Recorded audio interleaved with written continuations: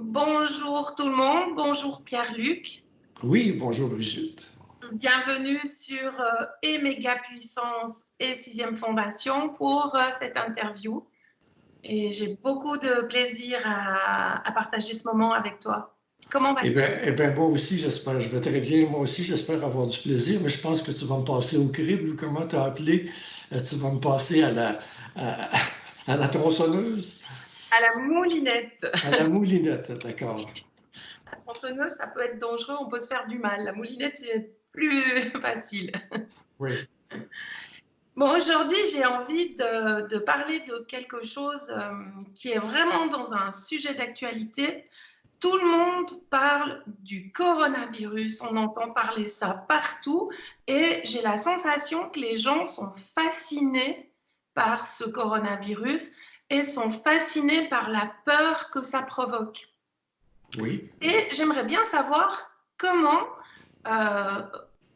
on peut détourner notre attention en étant en liaison avec le supramental par rapport à cette fascination qu'ont les gens. Ben, c'est toujours la même chose. C'est que l'outil principal qui est utilisé par les forces, que ce soit supramentales ou les forces astrales, c'est la peur. Oui. La personne qui est en voie de fusion vers le supramental, la première chose qu'elle doit dominer, c'est la peur. Évidemment, quand il y a un risque d'épidémie, donc un risque de mort, la mort, eh bien, ça fait peur à tout le monde. C'est dans le cerveau reptilien. C'est déjà programmé. Alors, disons, pour aborder un virus du point de vue supramental, il faut se déprogrammer de la peur. Il faut prendre des précautions intelligentes si vraiment on est à risque d'attraper ça. C'est une grippe, d'accord? Le coronavirus, je ne suis pas un scientifique, c'est une grippe. Quand ça tombe dans un milieu très populeux, comme la Chine, où il y a 1,4 milliard d'habitants, tous concentrés dans des grandes villes, évidemment, l'épidémie paraît pire et il ne faut pas la négliger non plus, mais ceux qui succombent le plus, ce sont des personnes âgées ou des personnes dont le système immunitaire n'est pas assez fort. La même chose qu'une grippe, disons, entre guillemets, normale. Mais une grippe normale n'amène pas nécessairement à la mort. Bon, mais il y a toujours des morts qui sont dues à la grippe, n'importe où dans le monde. Oui. Alors, je ne vais pas m'improviser en fou scientifique. Le problème de base, c'est la peur. Et que tu fais ressortir aussi un élément de fascination de la peur. Il y a un événement qui se passe mondialement et ça nous fait nous sentir vivre que d'avoir peur. C'est intéressant ton point de vue. Alors, il y a ça à dépoussiérer ou à détecter de notre propre fonctionnement. Et est-ce que comment dire, c'est vrai que le fait de se sentir vivant parce qu'on a peur, comment ça se fait que les êtres humains n'arrivent pas à se sentir vivants autrement que par la peur? Ben, parce qu'ils sont conditionnés à ça. La régence, je ne parle pas de la régence planétaire, la régence qui a été établie par les plans astraux depuis des millénaires, elle est basée sur la peur. C'est comme ça que l'être humain est asservi et n'a pas pu évoluer jusqu'à maintenant. Enfin, il y a des évolutions petites et des évolutions spirituelles et tout, mais à la base, même dans le spirituel, la peur est sous-jacente. La peur de ne pas aller au ciel, la peur de ne pas, la peur de la mort tout court, la peur de ne pas réussir sa vie, de ne pas réussir son évolution. C'est toujours la peur. Donc, on utilise à profusion le cerveau reptilien de l'être humain qui est animal. Ok. L'animal, son intelligence est basée sur la peur. Oui, Disons que la peur est omniprésente dans son intelligence. l'intelligence. Oui. Et il est toujours comment dire, au taquet pour fuir. Oui, Donc, exactement. Oui. Ou pour attaquer ou pour fuir. Voilà.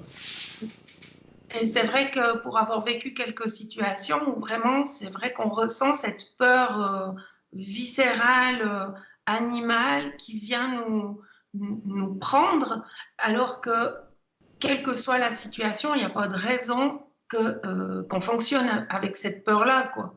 Donc, c'est tout un travail de se débarrasser de la peur à tous les niveaux, mais c'était très intéressant au niveau du résultat parce que finalement, on a peur de rien. Dans le fond, il n'y a rien qui nous fait frémir ou qui nous fait passer des frissons d'angoisse ou de peur, éventuellement. Mais si on creuse un peu, le moindrement, n'importe quel être humain, on va découvrir de la peur quelque part tout de suite. La peur de perdre sa fortune. Il y a des gens, j'ai travaillé avec des gens qui étaient millionnaires au niveau des sous, mais qui, par exemple, qui avaient, mettons, disons, 3 millions dans le compte de banque, qui avaient peur de perdre leur argent. Ça prenait une place importante dans leur vie. Tu peux avoir peur de la maladie, tu peux avoir peur qu'il arrive quelque chose à tes enfants, à tes... Bon, ça finit pas, la peur. Tu peux avoir des peurs des monstres, comme plusieurs enfants ont, des monstres réels qui peuvent être dans ton champ magnétique. La peur, elle est partout. Et ça sert, ben, les dictateurs savent très bien que c'est comme ça que ça fonctionne aussi. Ils établissent leur royaume, leur pouvoir à partir de la peur exercée sur les gens, des polices secrètes, des emprisonnements, des tortures.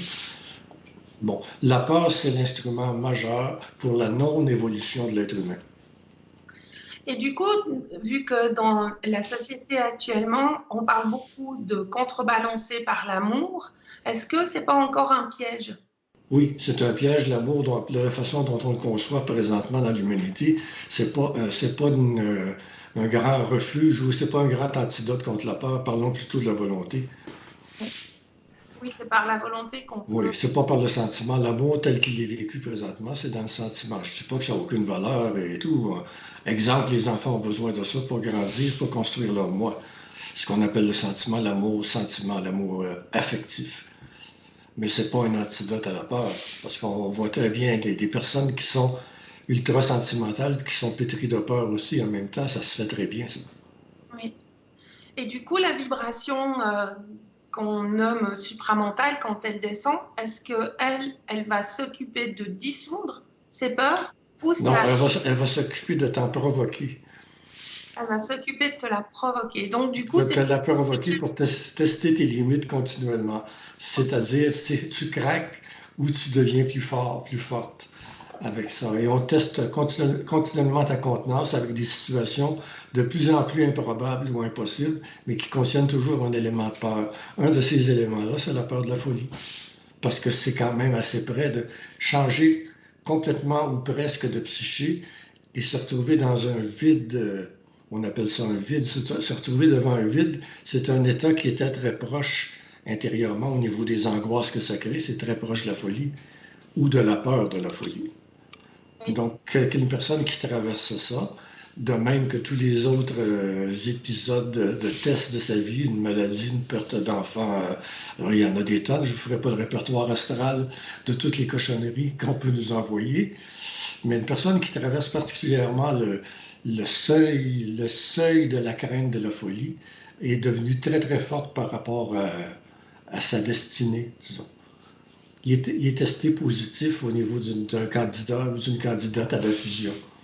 OK. Donc, ça demande quand même pas mal de, je vais dire, d'investissement sur soi et pas sur les autres. Parce que souvent, on va s'investir émotionnellement, on va surinvestir les autres. Et là, dans ce processus, c'est vraiment d'investir sur soi. L'investir sur soi, bon, si tu permets, je te fais les commentaires à mesure. L'investir sur soi, ça manque de force. On est dans la recherche psychologique. Oui, Qu'est-ce que ça demande? C'est une volonté absolue de ne jamais casser. oui, c'est plus fort, effectivement. Tu vois la puissance de la différence au niveau de la vibration. Investir sur soi, c'est bon à une certaine étape, c'est-à-dire une personne qui n'a aucun insight, qu'on dit en anglais, qui n'a aucune ou très peu de conscience de ce qu'elle est, ben c'est bon qu'elle fasse des démarches psychologiques ou spirituelles pour entrer, comme on dit justement, à l'intérieur de soi. La femme est déjà, en général, soyons pas stéréotypés, mais en général, la femme est plus disposée à aller à l'intérieur de soi que la psyché masculine. On va dire, la psyché féminine est plus disposée que la psyché masculine. Mais le problème de la femme, parlons-en, le problème de la femme dans ce domaine-là, c'est de trop investir en soi. Oui, La femme est prédisposée à la recherche de soi jusqu'à plus soif. Pourquoi?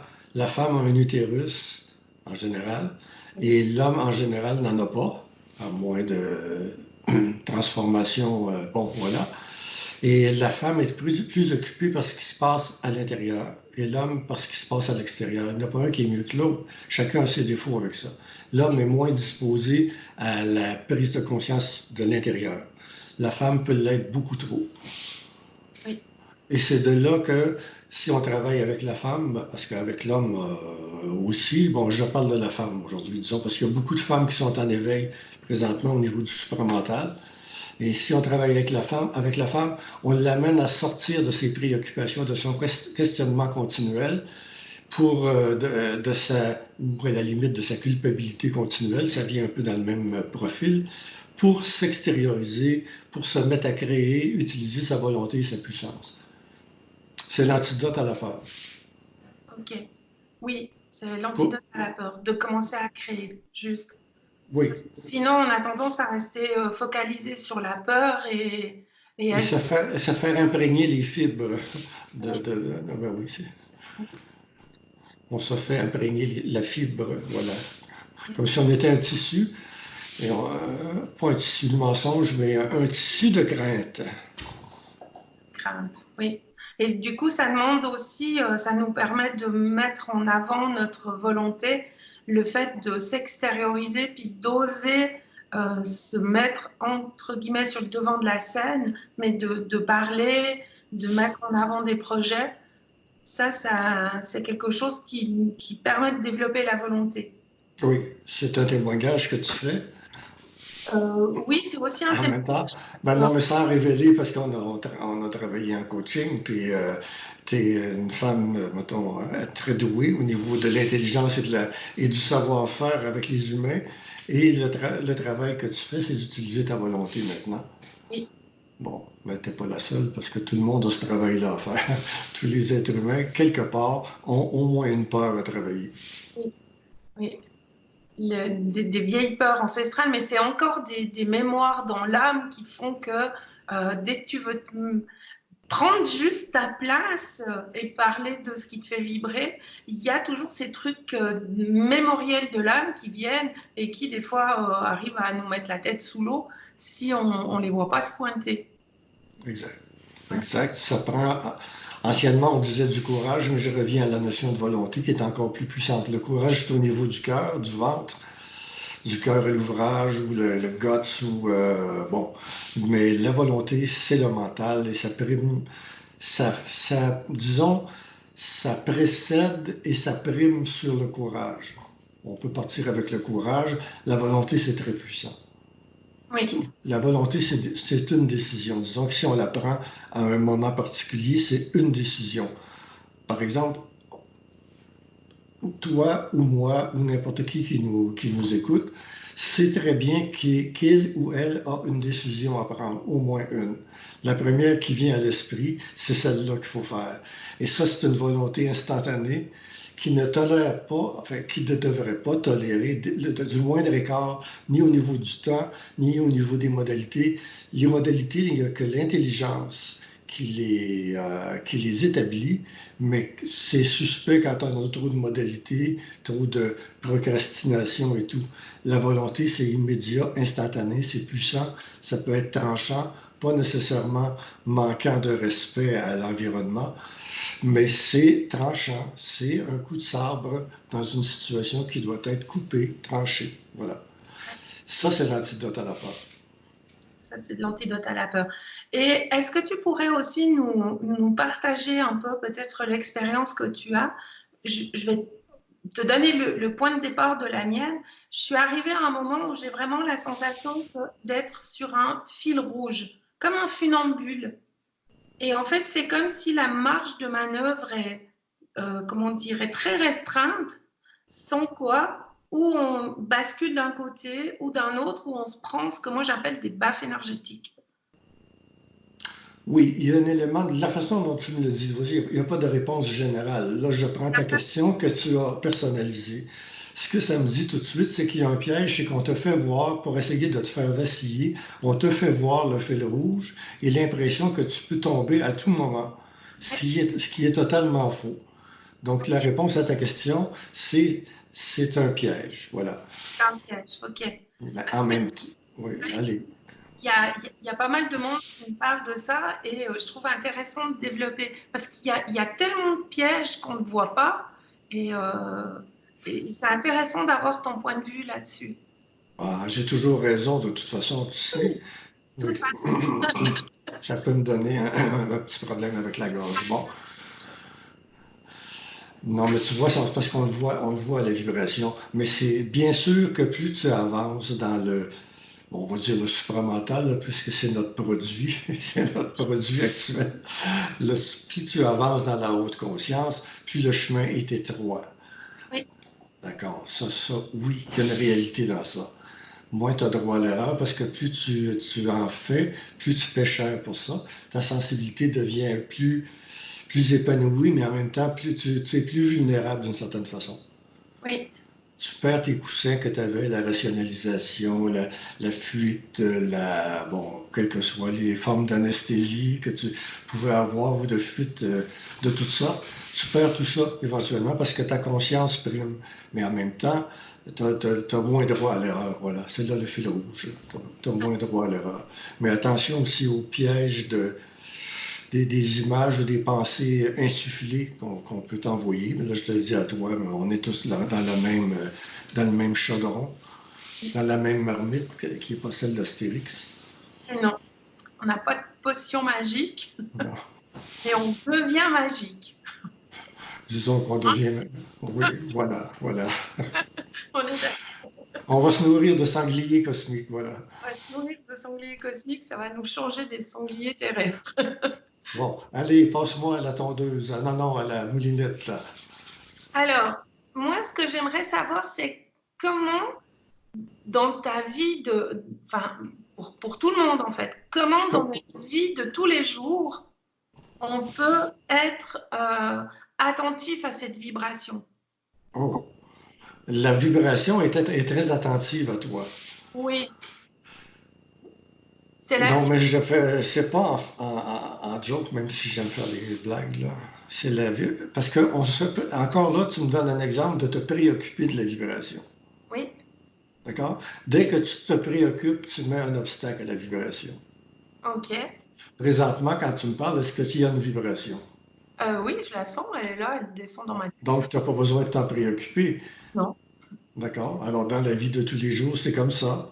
Tu conscientises qu'est-ce qui est là. Tu te demandes pas si tu as la vibration ou pas, si tu es dans le supramental ou pas. Je te parle en dessus là, parce qu'on échange. Bon, oui, c'est pareil pour moi, oui, pour tout le monde. Mais tu te demandes pas à cœur de journée si tu fais bien ton travail, si non. tu es correct comme être humain, si tu as le droit d'exister. Tu comprends? Bon, toutes les questions existentielles qui font perdre de l'énergie. La vibration, tu la laisses se faire, tu dégages ta vie de tout ce qui pourrait l'empêcher. Voilà. Et tu te mets en création pour, disons, à long terme, l'amplifier ou l'élever ta vibration. Mais tu ne deviens pas obsédé par la vibration, c'est la différence. Donc en fait, pas besoin de s'occuper si on, entre guillemets, on est dans du supramental ou pas. Ben, c'est la même chose que, par exemple, pour les intestins, à moins que tu aies une maladie quelconque, mais excuse-moi, c'est parce que tout ce qui est en haut est comme ce qui est en bas. Est-ce que à chaque minute, tu te demandes où est rendu le flot intestinal, comment on appelle ça, le transit, à quel degré il est rendu, à quelle latitude et longitude? Ben non, normalement, tu le laisses se faire jusqu'à qu'il arrive au bout de son terme. Voilà. J'aime Allez, bien poser des questions par rapport à ça parce que j'ai remarqué que dans le milieu, il y a beaucoup de gens qui se posent la question, mais est-ce que je suis bien dans le supramental, pas dans le supramental? Est-ce que j'ai... Ils sont dans le piège de l'intellect. Oui, je peux comprendre le le désir de l'absolu, le désir de s'élever, il est présent dans chaque être humain. Puis ceux qui ont touché à toutes les méthodes d'élévation, même spirituelles ou supramentales, ça crée une vibration de j'aimerais aller plus haut. Mais c'est un piège en même temps, parce que dès que ton moi ou ton ego commence à vouloir quelque chose ou à s'en préoccuper, tu bloques la vie. comprends. Alors, je trouve hyper intéressant ce que tu es en train de dire. Dès que le moi commence à se poser des questions, ça bloque la vibration. Est-ce que tu pourrais un peu étoffer le sujet? Étoffé, étouffé. Étoffer. Ah, moi, j'ai des termes qui J'avais n'utilisent compris jamais. étouffé.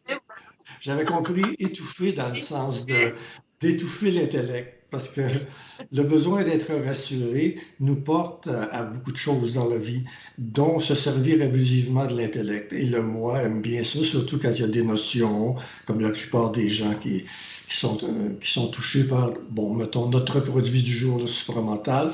Et c'est une tentative pour se rassurer, d'essayer de comprendre, d'essayer de savoir, de se mesurer et tout. Et c'est tout petit ce fonctionnement-là par rapport au fonctionnement de l'intelligence réelle. La question, on parlait du moi, et lorsque le moi se pose trop de questions, ça vient couper la vibration qui descend. Ben oui, c'est l'interférence du moi, c'est l'interférence de l'ego. Ça crée une densité dans le mental. L'intellect crée une densité dans le mental. L'intellect ou la raison, ça a été amené dans son temps pour peu lutter ou réguler la tendance à l'animalité chez l'humain, la tendance à trop d'impulsivité, les guerres, les tortures, les querelles et tout. Donc avec une rationalité, déjà, on montait à un étage supérieur. Mais ce processus-là crée une densité dans le mental, une densité utile, encore même aujourd'hui dans le travail de plusieurs personnes, une organisation mentale, mais c'est dense et ça empêche les vibrations plus fluides de pénétrer dans le mental. Ça les empêche temporairement parce que c'est une descente assez brutale qui se fait de ces énergies-là. Donc éventuellement, ça fracture le mental. Mais si on peut par soi-même, nous pouvons par nous-mêmes limiter certaines utilisations de l'intellect, surtout l'intellect qui est basé en plus sur l'inquiétude, puisqu'on a commencé avec ça. Alors tout ça crée une densité qui nous gâche la vie et qui empêche l'intelligence de se manifester. Oui. Et du coup, le moi, en général, c'est des pensées qui vont nous arriver pour nous, entre guillemets, nous mettre en réflexion. Oui, mais oui, la personne qui a tendance à réfléchir, elle va se mettre à réfléchir. On va on va dire dans les hauts plans ou dans les moyens plans, on va savoir que la personne va déclencher sa réflexion. Elle est habituée de réfléchir, elle est habituée de s'inquiéter, elle est habituée, dans d'autres cas, de passer à l'action. Il y en a un individu ici là, qui vient de supprimer, d'étrangler une jeune fille. Bon, de 13 ans. Bon, qu'est-ce qui a passé par la tête? Les deux familles se connaissaient et tout. Alors, il y a eu quelque chose, il y a eu une pensée, et il est passé à l'action tout de suite de façon impulsive, impétueuse. Là. Il est dans le trou pour le reste de ses jours. Voilà. Alors, selon la prédisposition de la personne, la pensée va arriver pour déclencher ça. Il y a beaucoup de personnes dans les pays, disons, plus éduqués qui ont tendance à la réflexion. C'est bon pour l'organisation de la société, mais ça a ses limites. Ça empêche le développement. Ça crée même une peur d'aller au-delà de la raison. Ok. Tout à coup que je serais dans la folie, tout à coup que je serais plus accepté par mes pairs, tout à coup que je dysfonctionnerais, que je perdrais mon emploi, ma raison de vivre, mes liens avec mes enfants, il n'y a pas de fin à ça. Là. Il y a vraiment. Oui. Donc, il faut avoir la volonté et la contenance de savoir qu'il y a une pensée au-delà de la réflexion, au-delà de l'intellect, et l'assumer. Ok. Et du coup, quand tu parles de ces pensées qui arrivent, il y a beaucoup de pensées qui vont venir nous mettre dans la culpabilité, dans le fait qu'on est toujours, comment te dire, victime, ou alors si on n'est pas la victime, on va aller dans le bourreau. Et comment on fait pour stopper ces pensées, pour sortir de ces schémas de pensée? Parce que c'est vraiment des schémas, ces pensées-là. C'est les chasses. Comme un chasse-moustique, avec un chasse-moustique, oui. Avec un chasse-moustique? Oui, oui. Génial! On peut Pour certaines personnes, c'est un chasse mystique, mais c'est que c'est réellement, tu les vois comme un virus ou comme un moustique qui veut te pénétrer ou tout simplement t'insuffler des pensées et puis tu lui dis de laisser faire foutre. Ouais. Et du coup, tu Tu sais, fais ça à longueur de journée. Bah, au début, oui, mais c'est parce que pendant que tu fais ça, tu ne te contentes pas de prononcer des paroles. C'est que tu élèves graduellement ta vibration, entre autres par l'utilisation de plus en plus fréquente de la volonté, du commandement. Parce que laissez-moi tranquille, arrêtez de ça vaut rien. Ça les fait rire. S'ils sont dotés du rire, ça les fait rire. Ça les fait se marrer, comme on dit en France, là. Ça les fait se marrer. Non, c'est que la volonté, c'est que la vibration de feu dégagée par la volonté, c'est un commandement, et plus ça va, plus il y a du feu, et ils se font brûler par ça. En même temps, nous augmentons notre puissance de feu en étant toujours en élévation, en utilisant la parole pour échanger comme on fait, et en allant dans la créativité. C'est toujours les mêmes trucs, là. C'est quelque chose qui augmente le noyau de puissance d'une personne. Plus le noyau est puissant, moins les entités ou les véhicules de pensée adverses ou puantes, j'allais dire, moins ils sont portés à s'approcher parce qu'ils se font brûler. C'est un peu comme si quelqu'un s'approche trop du soleil. Icare avec ses ailes de cire qui fondent parce que bon, c'est un mythe, mais qui en dit long sur les entités. Icare était peut-être pas une entité, mais c'est le même principe. La radiation qu'on émet chasse les entités. Éventuellement, ils n'ont plus moyen de s'approcher de soi. Oui. Et du coup, on entend beaucoup parler justement du fait qu'on est prisonnier de cette matrice, qu'on est sous le joug de ces entités. Mais finalement, est-ce que c'est pas aussi un mythe qu'on soit sous, entre guillemets, leur joug? Puisque si on augmente notre vibration, en fait, moi, si j'étais à leur place, j'aurais peur. Ben, oui, c'est le but aussi, c'est le but. Sauf que c'est une minorité présentement qui a l'information à l'effet qu'on peut se dégager de ça. Et même les personnes qui ont cette information-là, moi ou d'autres, ne peuvent pas le faire d'un coup sec. Parce que c'est évident que de toute façon, on ne serait plus incarné si on pouvait le faire. On sortirait tout de suite de la matrice, comme tu dis. En réalité, on est prisonnier de la matrice tant qu'on n'a pas l'information et qu'on n'a pas eu la volonté et la contenance qu'il faut pour augmenter son niveau de puissance. Oui. Ben oui. Donc, autrement dit, il y a des failles dans la prison, si on veut prendre ce terme-là. Il y a des failles dans la matrice, mais ils nous sont cachés parce qu'on n'est pas assez éveillé. Déjà qu'on a l'information qu'il y a telle possibilité de sortir, il y a un tunnel à tel endroit, ou bon, il y a une fenêtre qu'on n'avait pas vue, que ce soit les tuyaux de ventilation, ou en tout cas tous les types d'évasion qui ont été faites dans l'histoire. Tout à coup, on les voit. Là, il reste le courage pour y aller.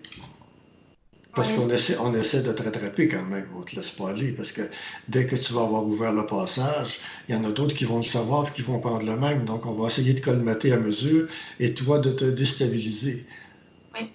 Ben Et oui. c'est là que la volonté entre en jeu, quoi. Ben oui, en jeu, certainement. En jeu, la volonté, l'arme fatale. Il n'y a Et rien qui peut casser ta volonté à un certain moment. oui, à un moment donné, ça devient très puissant, c'est Oui. vrai.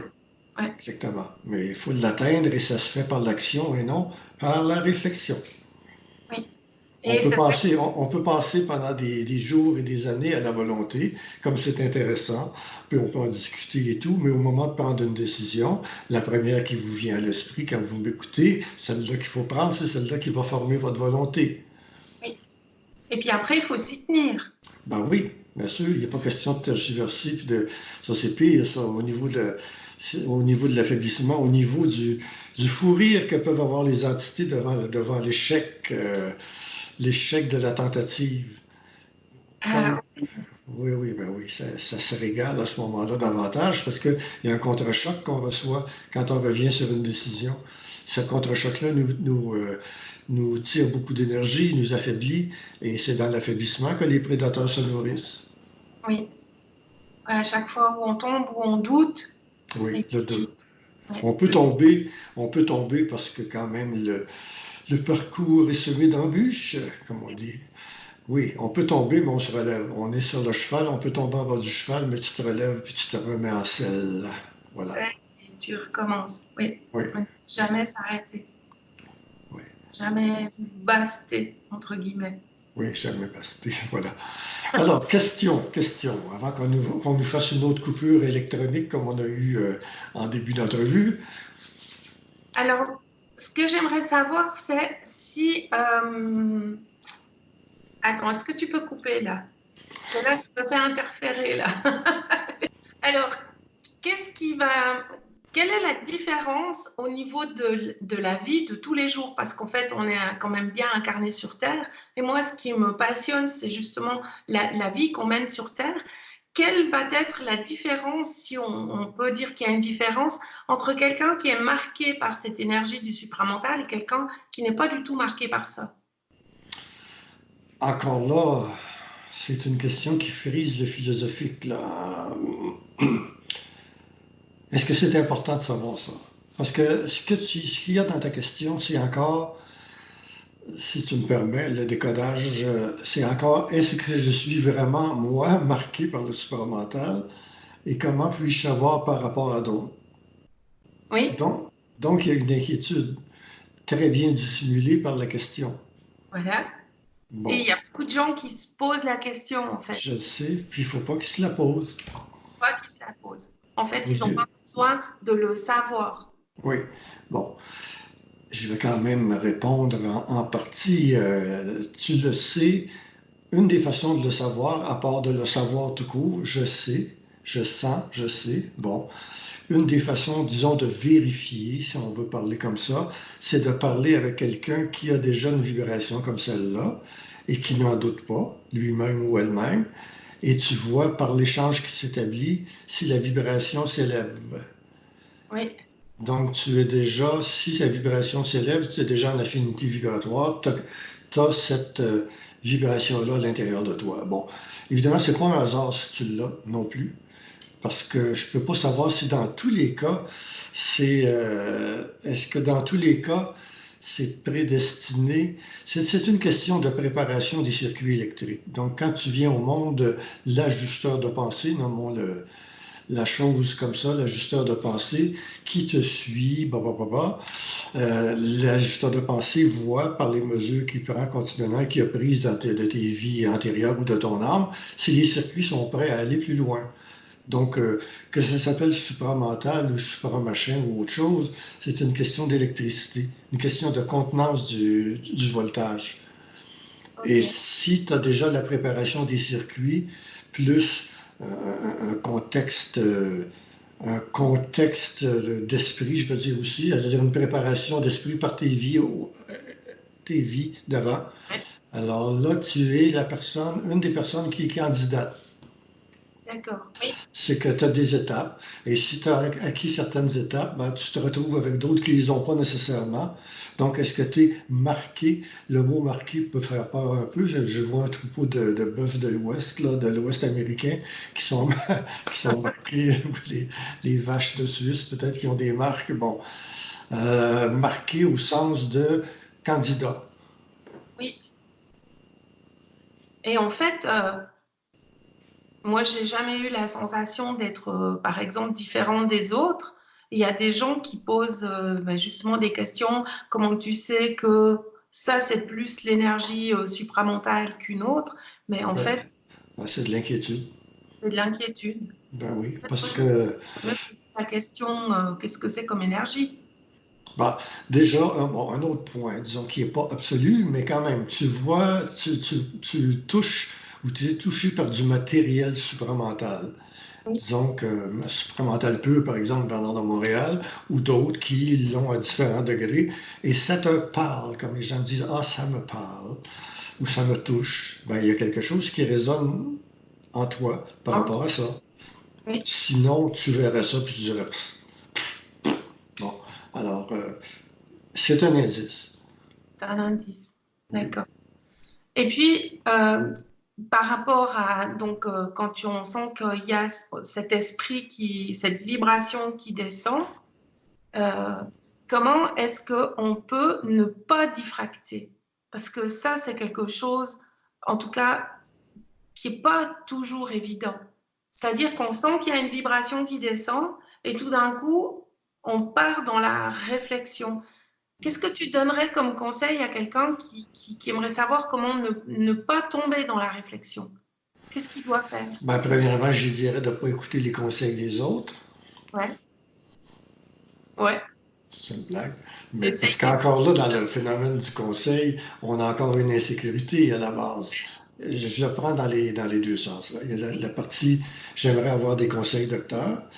Puis il y a Oui. une partie réelle aussi, qu'on peut dire quelque chose d'intelligent, peut-être au sens de... Qu'est-ce que c'était la question? Excuse-moi, parce que j'ai pris plus la vibration de l'inquiétude que le contenu. La question est partie, on va la reprendre.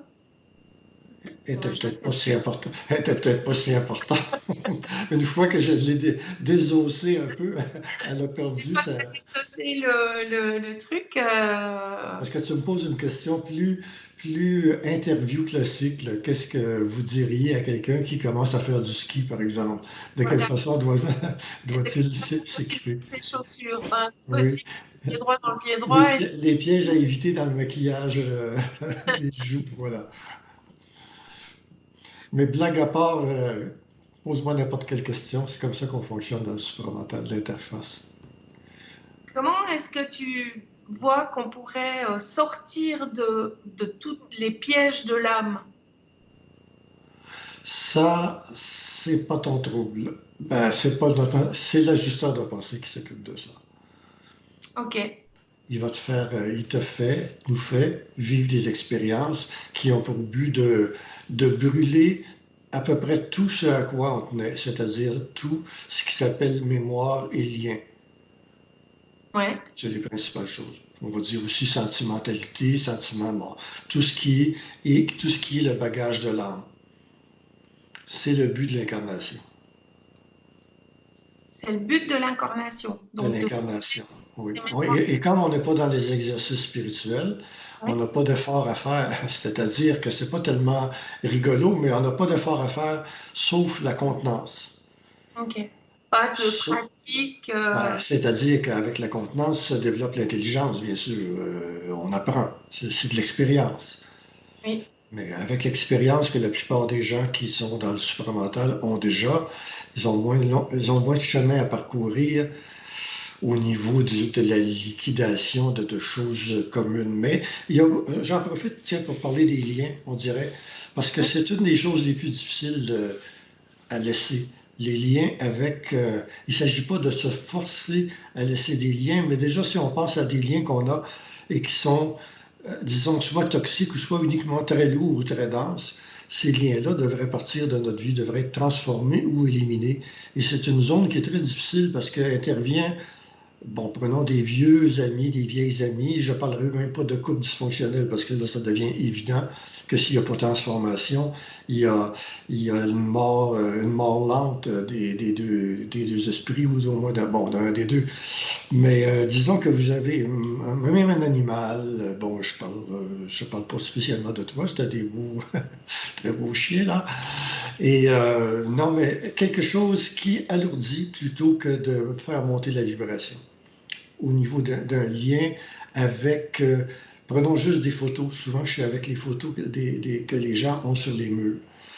C'est louable, c'est compréhensible, ça crée une ambiance, mais ça crée aussi un lien de l'âme, donc une diminution de l'esprit, un lien de l'âme avec des choses qui n'ont pas raison de vous occuper, de vous prendre de votre énergie à cœur de journée, que ce soit des vivants ou des morts, je parle des photos là, que vous avez soit dans votre téléphone, soit dans un coffret, soit sur les murs, bon, sur le bureau, traditionnellement, le PDG a la photo de ses enfants bon, tant mieux si ça l'aide à travailler comme PDG.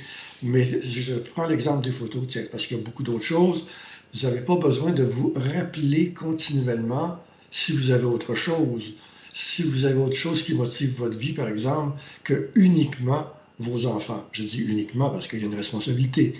Mais si vous avez autre chose qui vous motive que vos animaux ou vos futurs voyages, vos anciens voyages, ils sont faits les voyages. Donc, vous avez la vibration de ça, vous l'avez eu, vous l'avez peut-être encore. Alors, pourquoi avoir un lien avec le passé ou un lien avec d'autres personnes? Cela, ça vous alourdit. Voilà, c'est ce qu'il faut comprendre. Ça vous alourdit. Ça vous empêche de monter plus rapidement au niveau d'un inconnu de vous-même. Un inconnu de connu, mais un inconnu qui est beaucoup plus puissant. C'est le mot qui me vient. Il est plus puissant. À partir du moment où vous connaissez ça, vous n'êtes pas obligé de faire des exercices. Vous perdriez votre temps à faire des exercices pour aller au plus puissant, alors que le plus simple pour vous, c'est de dégager le terrain, de dégager les... Bon, appelons ça quand même des scories, vu du point de vue du supramental. Les liens avec des personnes, c'est des scories. Ce n'est pas la même chose que des alliances avec des esprits. Toi et moi, on a une alliance d'esprit. Oui, non, c'est pas pareil. C'est pas pareil. On n'est pas obligé de se faire des mamours ou de s'envoyer à tous les jours. Bon, c'est OK, ces choses-là, dans la vie du commun des mortels. Mais c'est très dense pour l'esprit. Là, j'ai pris l'exemple des liens, mais il y a toutes les mémoires aussi. Là, j'imagine même parler aux ancêtres ou penser qu'on parle à son père qui est décédé il y a 2 ans, alors que c'est une entité qui nous parle en lisant les archives, en lisant notre CV ou les enregistrements qu'ils ont au niveau du lien avec notre père, nous dit que maintenant, il voit bien notre petite bague qu'on a au doigt, puis ta. Oui, c'est facile pour une entité de faire ça. On se fait prendre par toutes sortes de pièges. Donc, les liens qui soient avec une entité, avec un souvenir, avec des photos, avec des mamours de toutes sortes sur Facebook. Bon, enfin. Éventuellement, c'est à éliminer. Vous vous retrouvez avec vous-même, avec votre propre esprit et en alliance avec d'autres esprits. C'est hyper intéressant ce que tu dis, parce que j'en parlais justement ce matin. Pourquoi les gens sont comme ça fascinés? C'est de nouveau une autre fascination pour le monde des morts. Pourquoi les gens ont tellement besoin d'aller parler à leur père, leur mère décédés? Parce que les gens se cherchent un contact avec l'au-delà. L'au-delà qu'ils connaissent, c'est ce que l'au-delà naturel, c'est-à-dire le monde des morts, nous envoie. Donc, n'ayant pas l'information, n'ayant pas accès à une lumière plus grande que celle du monde des morts, c'est pas difficile que ce soit plus grand. Les gens se tournent vers ça, ils ont des suggestions dans leur tête, des demandes de contact, disons, un peu comme sur Skype ou autre chose. Ils ont des demandes de contact. Et puis, bon, ben là, ça les sort de la vie quotidienne, de la pénibilité de certains moments de la vie. Ils ont l'impression de sortir de là sans savoir dans quoi ils s'engagent, un peu comme le recrutement des pimps pour la prostitution. Il me vient des drôles d'images. Mais en fait, les morts font du recrutement pour pouvoir se nourrir. Alors, ce sont des imposteurs souvent, ils prennent les traits de Jésus-Christ, n'importe quoi, grand-père, la mère qui est morte, la grand-mère il y a 25 ans, puis elle lui parle encore, ben oui. On espérait que la grand-mère en question ne soit pas là en train de parler à sa petite fille, parce que la pauvre grand-mère ou son âme sont retardés dans leur évolution à ce moment-là. Il y a de fortes chances que la grand-mère réelle, l'âme de la grand-mère, soit ailleurs, mais qu'on utilise le profil, qu'on utilise les archives pour garder la mémoire avec disons, la dame d'aujourd'hui ou le garçon, et puis pour se nourrir de ce lien-là. Alors, tous les liens sont sujets à perte d'énergie. Il faut vraiment... Idéalement, les liens sont... Avec le supramental, les liens sont terminés. Oui. Les alliances peuvent exister. Les alliances, mais les liens, c'est terminé. Et il n'y a plus, ce que j'ai constaté, c'est qu'il n'y a plus d'émotivité dans les liens, en fait. Puisque c'est plus des liens, mais il y a plus cette émotivité par rapport même à tous les événements de la vie. Oui, exactement. Entre les gens, les âmes ne sont plus liées. Oui. Donc, ça t'évite de revenir, de te réincarner aussi, parce que c'est de ça qu'on se sert. La matrice est formée de ça, de liens. Et en fait, c'est avec ou grâce aux liens qu'on va t'obliger, entre guillemets, à te réincarner. Exactement, ben oui. Et d'une fois que tu n'as plus ces liens-là, c'est terminé. Oui, mais il faut l'affronter, la situation du non-lien. Oui. C'est quelque chose, on a l'impression d'une solitude, on a l'impression de la mort de l'âme, voilà, c'est l'expression. quand on dit des fois l'expression la mort dans l'âme, mais là, c'est la mort de l'âme. En fait, elle ne meurt pas vraiment, mais elle se neutralise pour laisser place au travail de l'esprit. Mais c'est quelque chose à vivre. Les angoisses peuvent être assez pénibles à passer. Bernard de Montréal en a passé j'aurais pas voulu passer les siennes, mais juste avec les miennes, j'en ai suffisamment. On ne sait jamais ce qui nous attend. Donc, oui, l'angoisse est presque au rendez-vous à ce moment-là. Presque toujours au rendez-vous. Et du coup, quand tu es confronté à une angoisse comme ça, c'est le contenir qui va te permettre Oui, de passer. ben, le contenir, une des façons préférentielles, c'est de le parler. D'accord. Donc, ça vous prend quelqu'un qui est capable de parler avec vous. Si la personne a déjà connu des angoisses et les a surmontées, au moins partiellement, ça vous aide, mais on ne parle pas d'une empathie à ce moment-là. L'empathie qui est enseignée par les psychologues et tout, c'est bon à un certain niveau, mais on parle d'un dialogue d'esprit à esprit, comme on fait présentement, même si on n'avait pas nécessairement d'angoisse avant de commencer. Non, pas spécialement. Mais on fait, c'est d'esprit à esprit, on peut mettre de la légèreté, mais il n'y a pas de lien sentimental. Et si jamais, bon, je le dis comme ça, mais si jamais on n'avait plus à se revoir d'ici le passage dans l'autre monde, ben ouais, on a eu du bon temps ensemble, puis voilà, on verra ce que l'avenir de l'éternité nous réserve. Il y a un détachement, mais pendant qu'on est ensemble, il y a un plaisir de l'esprit.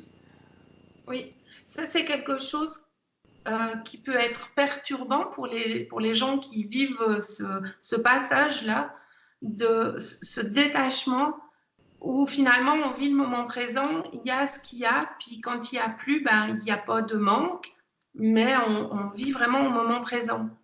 On vit au moment présent et on vit avec soi-même. Oui, C'est-à-dire que tu as accepté ta vibration réelle telle qu'elle est. Et quand c'était suffisamment intégré, parce que c'est jamais parfait, et quand c'est suffisamment intégré, tu es bien avec toi-même. oui. Ça ne veut pas dire que tu n'as pas besoin des autres au point de vue hygiène, disons, mentale ou même psychique. C'est nécessaire d'avoir des échanges. Parce qu'il y a des gens qui se replient de l'ermitage, de l'ermitisme ou de l'hermétisme. En fait, ça va ensemble. Et non, sauf certaines périodes de retraite, mais pas nécessairement trop longues. On peut vouloir s'isoler du monde ambiant, des agressions, des demandes d'énergie constantes qui nous sont faites, surtout sur le plan affectif, oui, mais pas une coupure avec les autres esprits, voilà. Je parle des esprits humains, là. Oui, mais en fait, c'est à travers notre vie dans la société qu'on développe cette conscience. Enfin, Oui, il y a des prises de conscience qui arrivent, on est confronté à 1000 situations et c'est vraiment là qu'on fait des prises de conscience, qu'on voit comment on se situe dans notre vibration aussi. oui, on découvre la vibration et elle s'impose à nous de plus en plus, plus on la constate, plus on la reçoit. On ne va pas la chercher, mais plus on la reçoit, plus elle s'amplifie. C'est parce que le canal s'agrandit. On peut dire que c'est une dilatation qui se fait. Et l'énergie passe plus facilement. À ce moment-là, elle a besoin d'être protégée. Donc, c'est bon, c'est même nécessaire de s'isoler de certaines choses. C'est-à-dire que bon, les gens me posent souvent ces questions-là, il faut quand même vivre dans la société, il y a un minimum, s'il y a un emploi, s'il y a ci, s'il y a ça. Je le prends comme un personnage qu'on joue consciemment.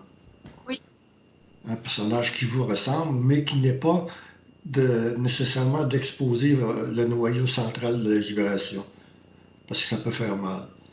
Ce noyau central-là, il peut s'exposer dans un échange comme on a là, par exemple, voilà. où là, il y a une forme d'authenticité, tandis que dans l'autre cas, disons que c'est un personnage social. Il y a toutes sortes de personnages qu'on peut jouer. L'idée, c'est peut-être même d'en avoir plusieurs. Vous Oui, pouvez faire de votre vie une pièce de théâtre au niveau de la société, mais évidemment en sachant que vous n'êtes pas ces personnages-là. voilà. Mais qu'on prend le rôle d'un personnage. Prenez le rôle d'un personnage. Parce que si vous n'êtes pas conscient que vous jouez un personnage, c'est la personnalité. Ça devient un personnage cristallisé, c'est ça la personnalité. Vous n'êtes pas conscient et vous pensez que la personnalité, c'est vous. Oui. Et donc, du coup, là, ce qui me vient, c'est vraiment faire la différence entre le moment où on décide de jouer un personnage quand on va dans notre travail ou autre, et les personnages intérieurs qui viennent nous parler. C'est deux choses bien différentes qu'il faut différencier. Ben oui, dans un cas, dans le premier cas, c'est toi qui as le contrôle, c'est toi qui as la maîtrise par ton esprit, tu es consciente que tu fais ça. Moi, je fais souvent le clown. Et les gens m'aiment bien pour ça.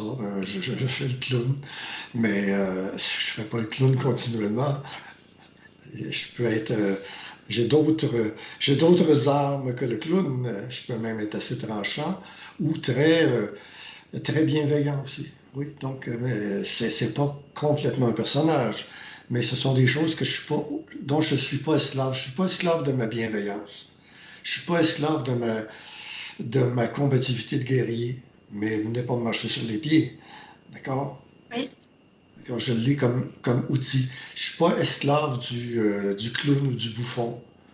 J'aime bien, ça met de la légèreté, mais au moment voulu, il n'y a pas de clown, là. Hein? C'est la même personne? Oui, c'est la même personne. C'est la même personne. Je peux te détruire, là. Ah, bon. on a juste changé le registre, en fait. Oui, oui, voilà. Mais c'est quand je sais qui je suis, on va le dire comme ça. Oui, Ne regardons pas ce qui reste à découvrir, mais je sais qui je suis bien avec ça, et ne vous mettez pas en travers de mon chemin. oui, D'accord? Parallèlement à ça, ou autour de ça, j'ai un coffre d'outils où j'ai une garde-robe avec des costumes. ok. D'accord? Que je peux manier avec. D'ailleurs, j'ai de plus en plus de costumes. Je trouve ça intéressant avec l'expérience. On développe d'autres costumes. Voilà. Mais que j'utilise de façon toujours très légère. Je me mets en jeu. Là, je ne veux pas me donner un exemple, mais c'est plus facile de l'expliquer comme ça. C'est du vécu. C'est jamais au détriment d'une personne en particulier. Je ne cherche pas une manipulation avec ça. Mhm. À la base, j'ai le respect Oui, et j'utilise le costume pour pouvoir circuler fluidement dans des conditions trop denses pour mon mental. ok. Ça se comprend mieux comme ça? Oui, ça se comprend mieux. Je le mets en jeu, pas parce que j'ai la perfection dans tout ça. Ça donne un exemple d'une direction. C'est-à-dire que tu utilises ton costume, ton personnage, de façon à ce que les rapports avec les autres personnes soient fluides Fluide et que ça soit intelligent. et que ça soit intelligent. Oui, Voilà. Intelligent pour moi et pour les autres aussi, jusqu'à un certain point. Mais s'il y a conflit, je vais prendre ce qui est intelligent pour moi. oui. Et je trouve ça vraiment très intelligent. Il n'y a pas meilleur mot que ça. Par rapport à quand on entend euh, tous ces personnages intérieurs où il y a plein d'écoles où ils nous apprennent à dealer avec eux. Alors lui, il a tel besoin, lui, il a tel besoin, lui, il a tel besoin. Et en fait, où là, ça devient hyper pénible parce que tu es tributaire de Ben, tout. ben oui, c'est parce qu'on sépare ces choses-là de toi. On en fait justement des entités qui te fragmentent, qui te fragmentent. Alors que si tu es unifié avec toi-même, puis que tu ne fais qu'utiliser des costumes, comme les comédiens sur une scène ou dans un film, ben là, tu ne te fragmentes pas, tu fais juste te prêter un jeu qui est intelligent, puis qui t'amène de l'intelligence, et bon, voilà. C'est pas la même chose, là. C'est En carrément fait, très différent. oui. C'est comme si d'un côté, tu es à l'extérieur de toi, puis tu as tous ces personnages, ou de l'autre côté, tu es à l'intérieur de toi, et puis tu utilises le costume. Et ouais, c'est vraiment très différent. Oui, parce qu'en faisant le jeu de fragmentation, là, je l'appelle comme ça, des personnages réels, en fait, que tu te crées, ben, tu joues le jeu du monde des morts, finalement. oui, oui, tu joues le jeu du monde des morts, c'est Tu exactement es ça. t'es entouré de choses dont tu n'as pas besoin, mais qui sont continuellement avec toi. Oui, Éventuellement, tu les supprimes, puis tu dis aujourd'hui, je veux porter telle robe, je prends telle robe, un autre jour, je veux tu prendre veux, un autre bon, tu costume. veux pas, hein. Voilà, ça se comprend bien, en fait. Oui. Et en fait, tu le fais consciemment. Oui. Alors que souvent, les autres personnages intérieurs, ils sont inconscients. Tu les vois pas. Bon, Pierre-Luc, cette conversation, cet enregistrement était très intéressant, mais je pense que là, on va conclure parce que ça fait un petit moment que nous échangeons et puis on va en garder un peu pour la prochaine fois. Oui, voilà, j'allais le dire, ce n'est que partie remise. Merci beaucoup d'avoir consenti, ou plutôt de m'avoir offert de m'interviewer, parce que j'aime bien parler aussi, et pas seulement faire parler les autres. Oui. Eh ben, merci beaucoup, c'était très intéressant.